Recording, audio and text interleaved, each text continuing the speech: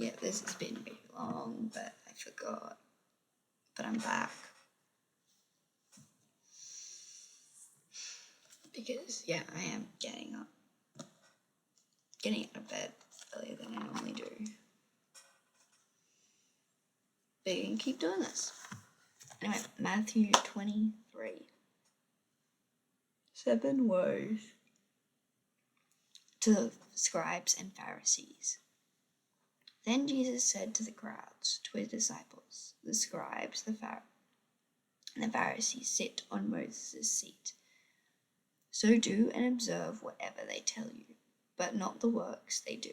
For they preach, but do not practice. They tie out petty burdens hard to bear and lay them on people's shoulders, but they themselves are not willing to move with their finger. They do all their deeds to be seen by others, for they make their phylacteries broad and their fringes long. They love the place of honor at feasts and the best seats in the synagogues and greetings in the marketplace, and be called rabbi by others. But you are not to be called rabbi, for you have one teacher and you are all brothers. And call no man your father on earth, for you have one Father who is in heaven. Neither be called instructors, for you have one instructor, the Christ. The greatest among you shall be your servant. Whoever exalts himself will be humbled. Whoever humbles himself will be exalted. But woe to you, scribes and Pharisees, hypocrites, for you shut the kingdom of heaven in people's faces. For you neither enter yourselves nor allow those who enter to go in. Woe to you, scribes and Pharisees, hypocrites! For you travel across the sea and land and make a single pole site. And when he becomes a pole site, you make him twice as much as the child of hell as yourselves. Woe to you, blind guides, who say, if anyone swears by the temple, it is nothing. But anyone swears by the gold of the temple, he is bound by his oath. You blind fools, for which is greater, the gold or the temple that made the gold sacred? And you say that if anyone swears by the altar, it is nothing. But anyone swears by the gift that is on the altar, he is bound by his oath. You blind men, for which is greater, the gift or the altar that makes the gift sacred? So whoever swears by the altar swears by everything on it. Whoever swears by the temple swears by it, and by who dwells in it. And whoever swears by heaven swears by the throne of God, and by him who sits upon it. Woe to you, scribes and Pharisees, hypocrites, for you tithe mint, dill, and cumin, and neglected the weightier matters of law, justice and mercy and faithfulness. These you ought to have done without neglecting the others, you blind guides, straining out a gannet and swallowing a camel. Woe to you, scribes and Pharisees, hypocrites, for you clean the outside of the cup and the plate, but the inside they are full of greed and indulgence. You blind Pharisee, first the clean outside of the cup and the plate, and the inside of the cup and the plate, that the outside may also be clean. Woe to you, scribes and hypocrites, for you are like whitewashed tombs, which outwardly appear beautiful, but within are full of dead people's bones and uncleanness. So you also outwardly appear religious to others, but within you are full of hypocrisy and lawlessness. Woe to you, scribes and Pharisees, hypocrites, for you build the tombs of prophets and decorate the monuments of the righteous, saying, if we had lived in the days of our fathers, we would not have taken part with them in shedding the blood of the prophets. Thus you witness against yourselves that you are the sons of those who have murdered the prophets. Fill up, then, the measure of your fathers. You serpents, you brood of vipers,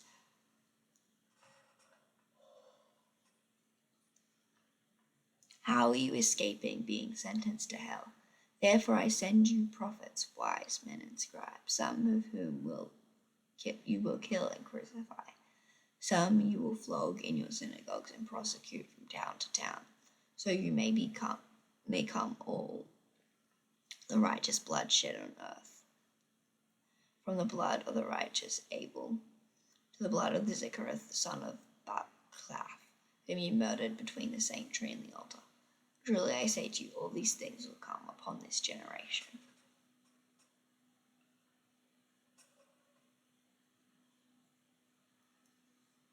That's a lot. That's a lot.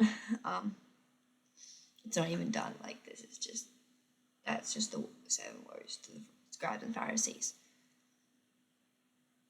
But yeah, it's basically talking about how, like, a lot of this will be applicable in these outside daily lives, but also a lot of that was very directly answered towards them. And I suppose the main applicable one is trying not to be hypocrites and trying to actually do what they're saying they're doing.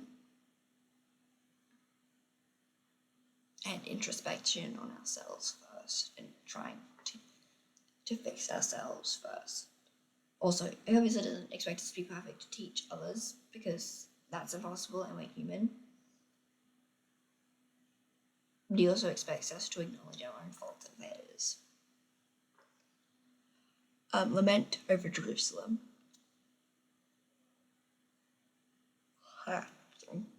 O Jerusalem, Jerusalem, the city that kills the prophets and stones who are sent to it.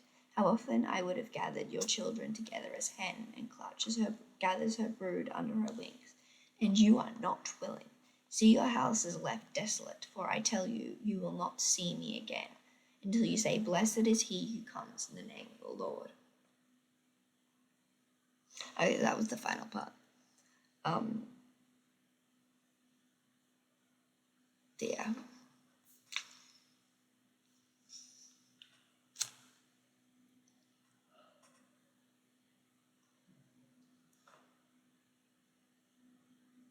It's a lot.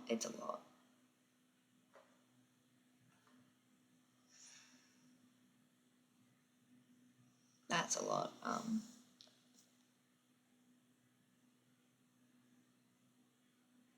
I don't know. What I want to actually talk about, weirdly, is America. I have a friend in my small group who's American. He was talking the other day, and he mentioned something with his colleagues in Whitechapel, and basically he was talking to one of his colleagues, and he looked up on the news, and he found out they were in lockdown. He was like, they haven't been on lockdown in, like, what, for 2 years, like, COVID-19, it's gone, and then he looked at the place, and he was like, oh, wait, an active shooter happened. And he was like, wait, why didn't, and he literally went back to Taste of Rent, like, why didn't you tell me that there was an active shooter on campus and someone died? And he was like, oh yeah, that's the thing. And he was like, what? And then he realized that, yeah, 1.5 years ago, that's how long he's been living in Australia. It was an actual thing. Like, he would, every few months or weeks or so, he would be thinking, what would I do in the case of emergency? What would I do if an active shooter came on board? What kind of things am I doing? What's my plan here? And he hasn't thought about that ever since he moved to Australia, because, well, it's Australia. We don't have problems with active shooters because, most guns are basically fully banned, and the idea of even having one outside is criminal and in most places. And, like, sure, there are some shooting ranges, but if you have a gun outside of that, that's automatic fine. Even attempted robbery with a gun is worse than attempted robbery with any other armed weapon. Like, it's just, or actual robbery, like, killings with guns just don't happen. Like, people just don't have guns. Like, I'm sure people have guns, but people really just don't use them in Australia. Guess what? We don't have to worry about a lot of those things. Like, it's a perfect example of why these laws work. So yeah, that's a thing. Like, basically, there was one crazy guy who got a hand on his gun. I don't even know if it was legal for him to have a gun or not at the time, but basically, he got his hand on a gun and he killed a lot of random people, and maybe killed himself, or maybe he just killed a lot of people, and then he was stopped, and the government was like, we have, basically was like, this is a state of emergency, and gave themselves emergency functions to basically really ban most guns and tighten gun restrictions all across the country within a few weeks. And everyone was like, yay, you've done the right thing, let's get this, yay, you've pushed this through and you've done the right thing, and everyone was really happy. And like, what kind of country do you have to be in that you're like, oh, I'm all about freedom and stuff, and I'm all out. We're like the greatest nation in the world. Like, we are a one nation. It's like, but you can't actually. You would never accept taking steps to secure the safety of the majority, to secure the safety of your people. It's kind of like even like your military. Like, I've heard so much stuff over the internet and stuff that you actually like you praise the military and you spend so much on military spending and like all about the military, but you actively don't spend money on but you actively don't care about those who serve. In Australia, we don't actually spend that much, and the military, we do respect people in the military, and we do honor people in the military, and even those in the military. Like, I heard that there's you do live training, right? There's a thing that you do live training, you practice with weapons and stuff, and people can sometimes get injured if it's not done correctly. Basically, in Australia, if someone gets injured, let alone, for God forbid, killed under friendly fire and those kind of actions, instructions immediately killed, the things immediately stopped, people fall down. It's like, yeah, stopping. Yeah, that's not going to happen in America. Unless there's only 10 people participating in the exercise, which is unlikely, it's not going to stop. It's only going to stop if 10% of people, I think, maybe the percentage might be more, my percentage might be less, but like some percentage of people have to be killed for it to stop. So like in some cases, it could be like either like 3 people would have to be killed in the course of that thing before the exercise is stopped. This is friendly fire. It shouldn't be happening at all. Yeah, you care so little about someone's life, you're not going to stop. Like, maybe it doesn't happen that often, but the very fact that it does, you've got that in place if it does happen at all, is concerning. Very concerning. And that's not even talking about the other things of like with your veteran support systems and shit, which is apparently all shit. Like, supporting veterans in your country is shit, and it's like, in Australia, I don't know, maybe we might not have the best. I don't know. From what I know, we actually got a fairly good deal of how to deal with stuff, from what I've heard and what I understand.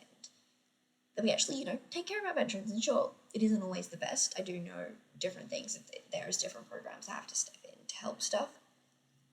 But I also know most of the programs are fairly well funded and have the support of the government and stuff, and they're trying, and most of the programs' aims is trying new things on helping this stuff. It's like, it's not that the government isn't actively a thing, it's just the government isn't always the best at like dealing issues with mental health, because like, that's fair, the government's law makers, you're not going to expect them to be able to just instantly understand mental health. So like, but the best way of explaining it is like, we've got charities there who are aiming at trying different ways of helping these people with their mental health problems, and the government fully supports and funds it. It's like, basically, these charities are running the ways in which we can target mental health with our returning veterans, but the government's like, yes, this is good.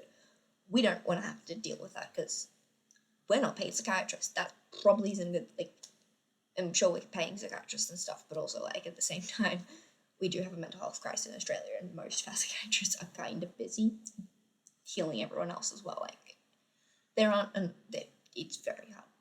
Like, yeah. Like, it's just like, getting that's hard. Like, we're going to give you a lot of help and make it a lot easier, but also, like, at the same time, getting a psychiatrist in general is difficult.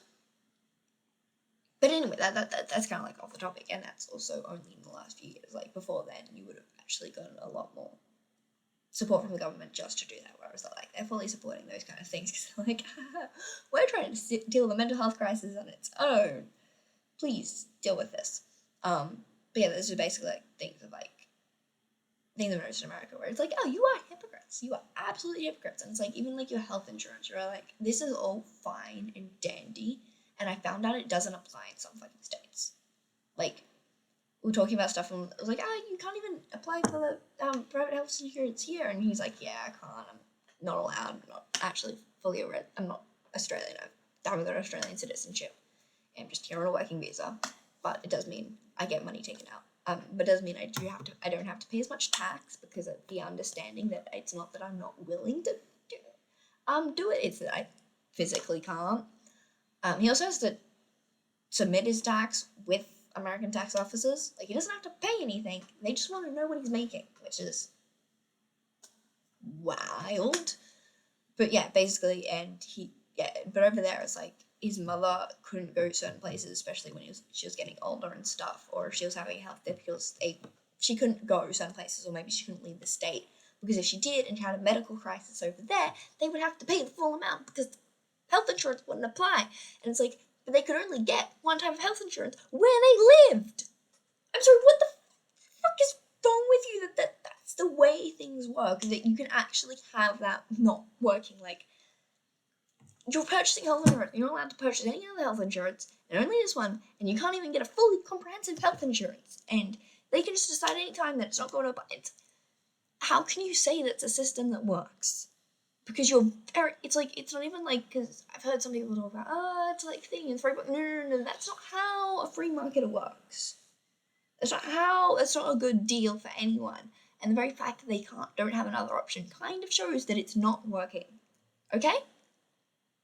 Because you're basically locking someone in, forcing them to do a certain, well, you're actually, in a way, the health insurance is actually taking away people's freedoms, because it's like, you're forcing them into doing a certain thing that is not good for them and actively harming them.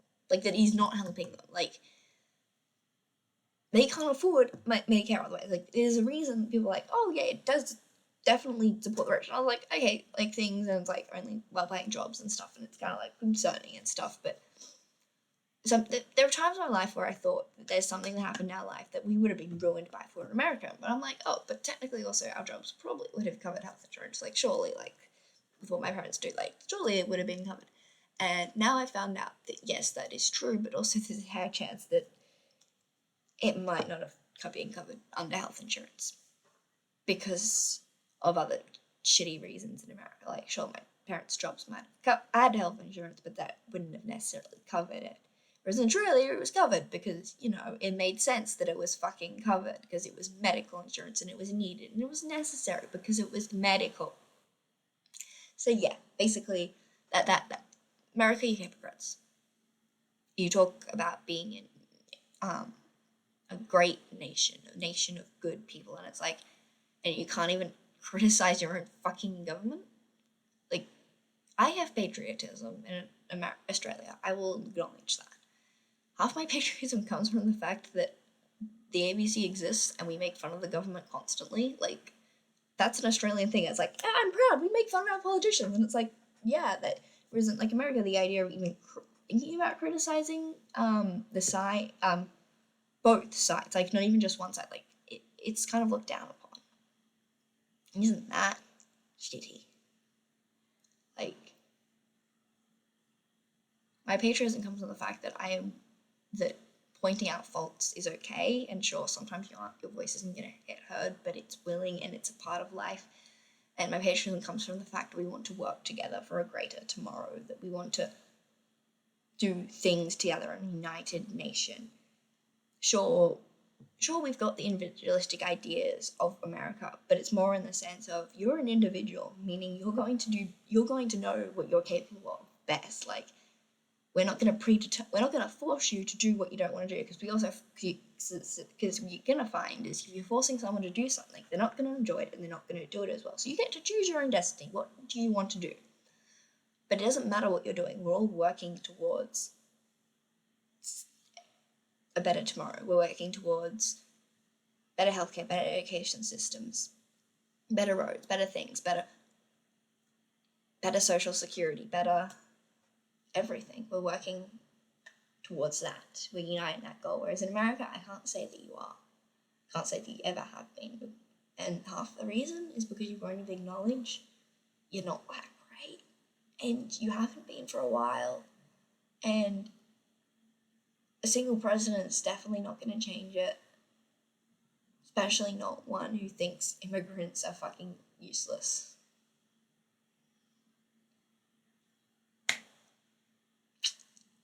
Because really, that's just going to make things worse. Bye.